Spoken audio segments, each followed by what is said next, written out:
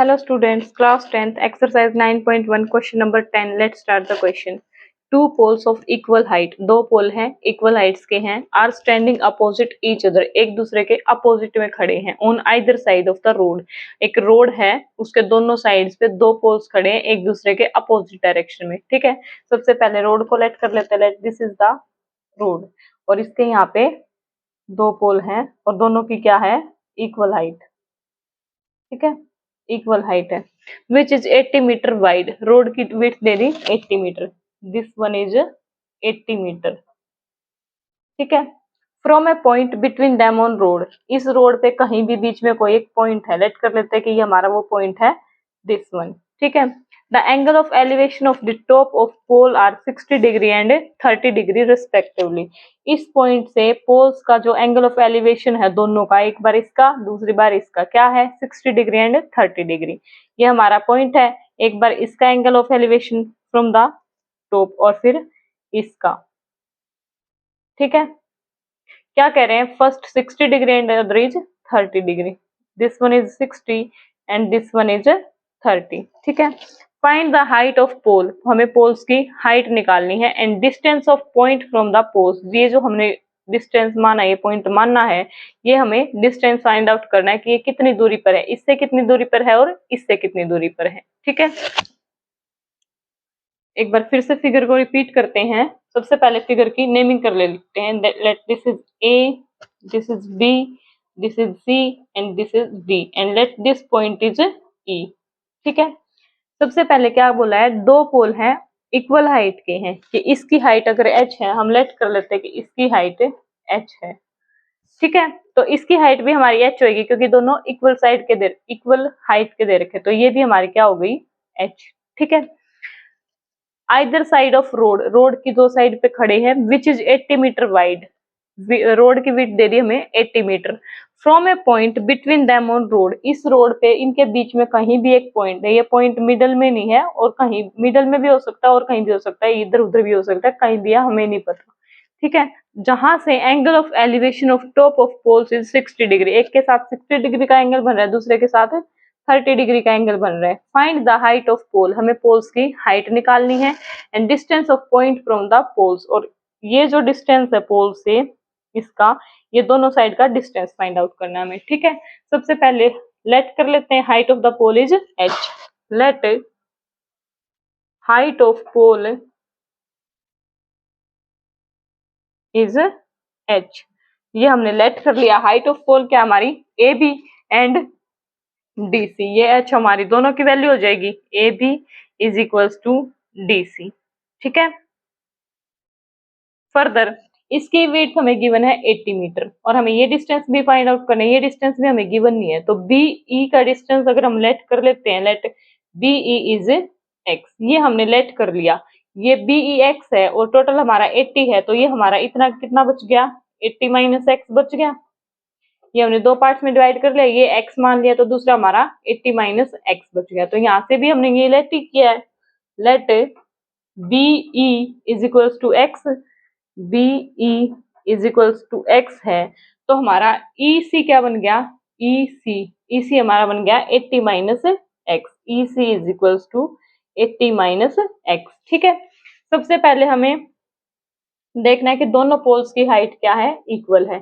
एक बार इस पोल की हाइट निकाल लेंगे, फिर इस पोल की हाइट निकाल लेंगे. h दोनों से निकाल लेंगे क्योंकि ये फिगर अलग है, ये फिगर अलग है, दो ट्राइंगल अलग अलग है विद अलग अलग एंगल. ठीक है, तो यहाँ से h की वैल्यू निकाल लेंगे, यहाँ से h की वैल्यू निकाल लेंगे.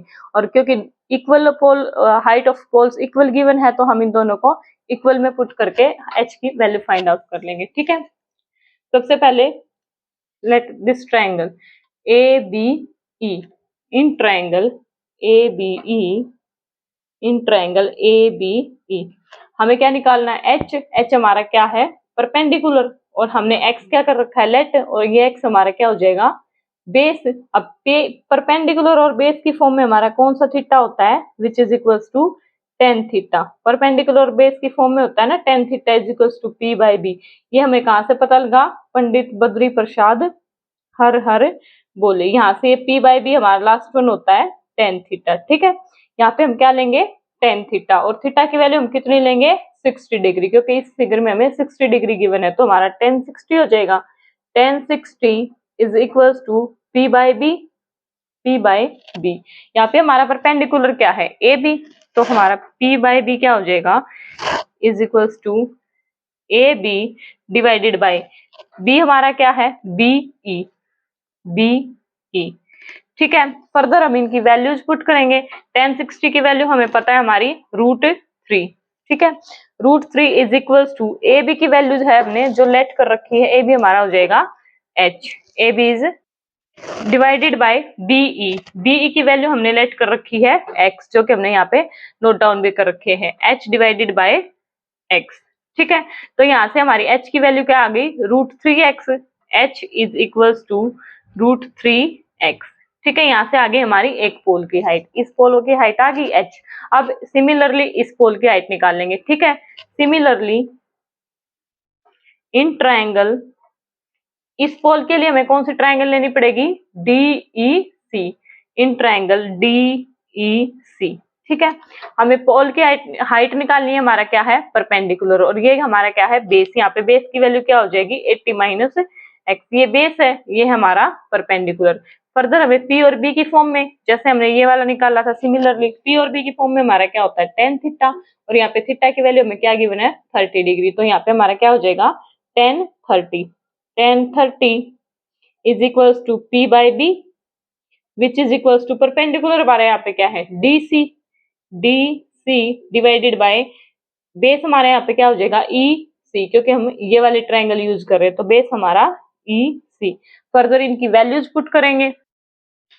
ठीक है, tan 30 की वैल्यू हमें पता है, tan 30 होता है हमारा 1/√3, तो ये हमारा क्या हो जाएगा, 1/√3 इज इक्वल टू DC की वैल्यू क्या है, h, DC is h divided by EC की वैल्यू हमारी क्या है, 80 माइनस x, जो कि हमने यहाँ पे नोट डाउन भी कर रखे, तो ये क्या हो जाएगा हमारा 80 माइनस x। यहाँ से हमें x की वैल्यू h की वैल्यू फाइंड आउट करनी है, h की वैल्यू फाइंड आउट करनी है, तो ये हमारा उधर चला जाएगा, तो ये क्या हो गया, h is equals to 80 minus x divided by √3।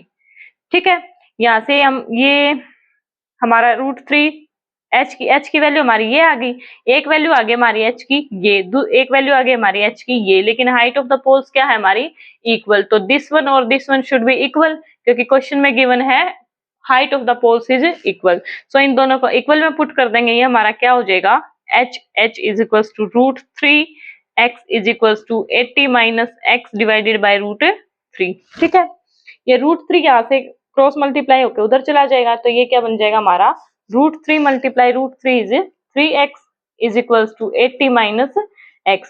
यहाँ पे x हमारा नेगेटिव में है, तो इधर आके पॉजिटिव में, तो ये हो जाएगा हमारा 3x plus x is equals to 80, which is equals to 4x is equals to 80, और यहाँ से हमारी x की वैल्यू क्या आ जाएगी, 20।